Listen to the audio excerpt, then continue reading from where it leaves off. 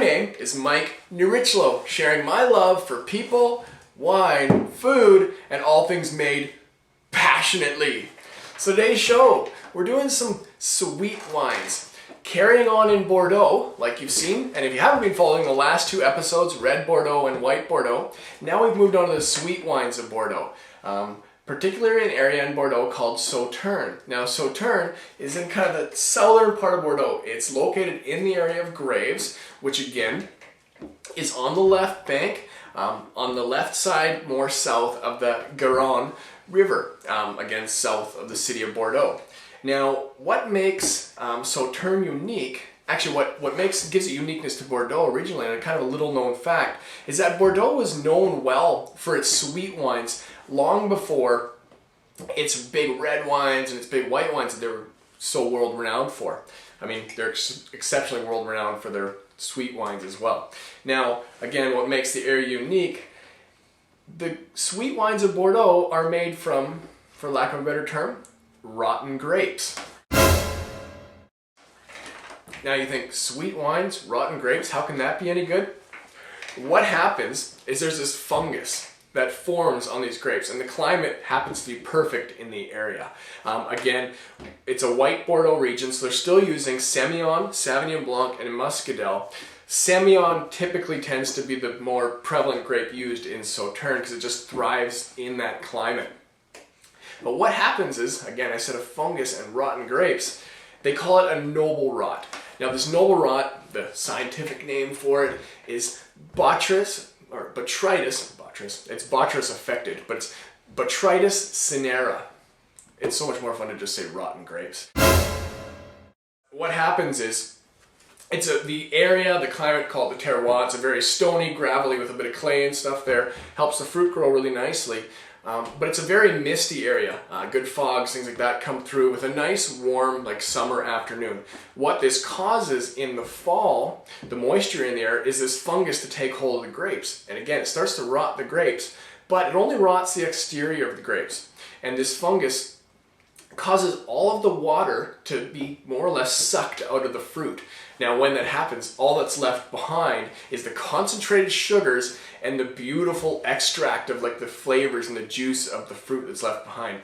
So they press these grapes off, and what you're left behind with is this beautiful golden colored sweet juice. They allow it to ferment, turn it into their sweet wine, known as Sauternes. There's other parts of the world doing it as well, a little bit in BC, so I've got a wine here to give you an example too. But they make exceptionally elegant, just very interesting sweet wines. So, first I'm going to start with, I brought you a Sauternes today. It's a 2006 Sauternes. It's Chateau d'Oisy Vedrine. Now my French isn't that great, so I'll try it again. Chateau d'Oisy Vedrine. That's the chateau they made it in, located in Sauternes. Let's try it out. Alright, like I said, beautiful, just kind of golden color. And that comes from the fruit as well. It's the water has been extracted, so in a white wine you get more of that lighter colors.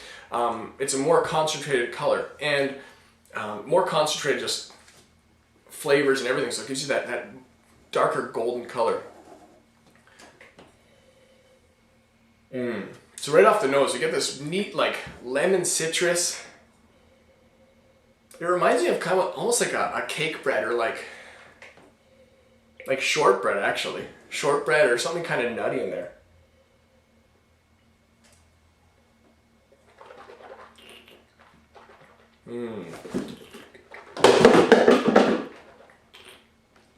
That's really good. This is the beautiful thing about sweet wines. They're a great aperitif, appetizer, whatever you want to call them, but they just taste so good. It's really all it comes down to. This is just very elegant. It's got a beautiful acidity that cleans your palate in the tail end, but it's got this nice sweetness up front. Again, it reminds me of like macadamia nut or Brazil nut or something like that. Kind of a deep dried apricot, almost like a apricot preserve or something like that. And yeah, kind of like that doughy, nutty cookiness, which I think comes from just kind of the noble rot, like we're calling it. So it gives it that character, as opposed to just an over-the-top sweetness. That's a nice wine. The other interesting thing about when they make sweet wines from Sauternes, each vine literally only produces about 1 glass of this sweet nectar. So it brings the price point a little bit up. So you get, typically this is what? A 375 ml bottle. It's a $35 bottle of wine. It's pretty much worth every penny. That's why I'm not spitting it out. So like I said, this is a really nice example of just a clean, elegant Sauternes. I'm going to say I would have to give this about, let's say 90.5 points. I think it's a nice, fun wine. Good way to impress your friends too, and spout off a little bit of information, and then say, you're drinking rotten grapes, you know. So next one I've got here. Oh, I gotta finish this.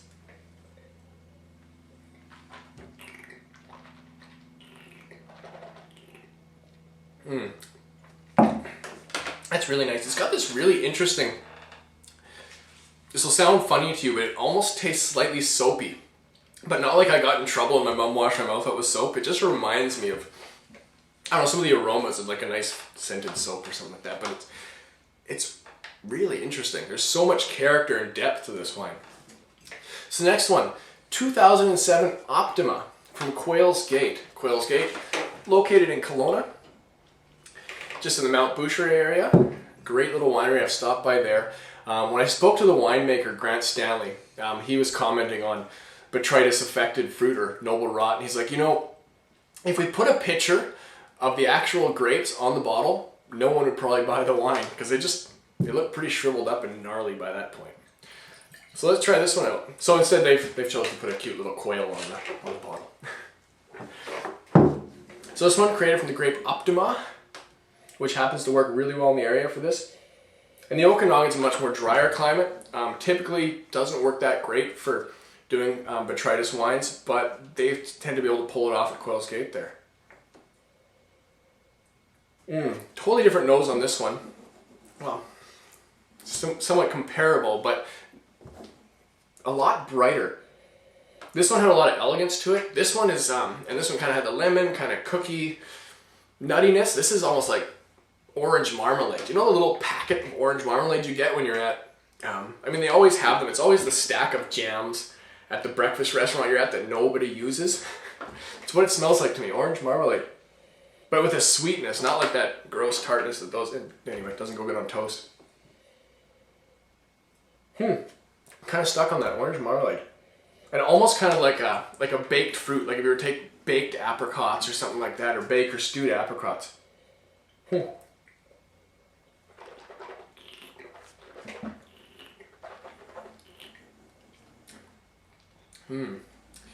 Again, very nice mouthfeel. This one's quite elegant. It's slightly lighter than this one. Maybe not as much depth of character. It's got this really nice lemon citrus coming too, nice clean lemon citrus.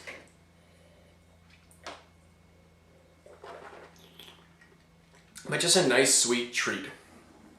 Yeah, orange, a little bit of apricot, kind of lemony. Again, both these wines would be excellent as, again, aperitifs or appetizer. Get your mouth watering. Great with friends to start a party off. This would be an impressive way to do it. And they're not over the top sweet or syrupy, so you're not going to get sick of them. I mean, being here in BC, you have ice wine we see a lot of, but ice wine can sometimes be over the top and goopy. This is just elegant and just a nice starter. So there we go. That's Sauternes. That's rotten grapes, noble rot, botrytis. Hope you learned a little bit. See if you can impress your friends and say, hey, sweet wine made with rotten fruit. Thanks for watching today, and we'll see you on the next episode.